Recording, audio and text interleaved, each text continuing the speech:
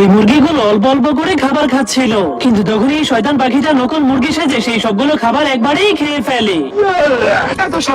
যার কারণে তার পেট অনেক ভারী হয়ে যাওয়ার কারণে সে বাসা থেকে নিচে পড়ে গিয়ে 10 লক্ষ ডিম পাড়ার রেকর্ড কমপ্লিট করে ফেলে। माशाअल्लाह, सुभान अल्लाह, क्या कारीगरी है। এই জন্য 10 লক্ষ ডিম পাড়ার কারণে তার মালিক তাকে পুরস্কার দেওয়ার জন্য ঝুলিয়ে ঝুলিয়ে ভিআইপি রুমে নিয়ে ল্যাংটা করে দেয়।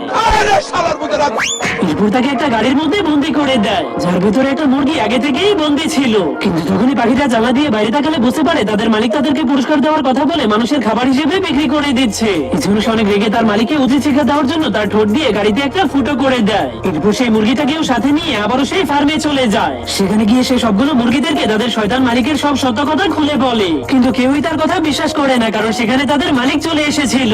যার কারণে পাখিটা সেই ল্যাংটা মুরগিটাকে আনলে ল্যাংটা মুরগিটা সব সত্য কথা বলে দিলে সবাই তার কথা বিশ্বাস করে নেয়। এরপর মুরগিদের পুরো টিম মিলে তাদের শয়তান মালিককে গরম গরম ডিম দিয়ে আক্রমণ করতে শুরু করে।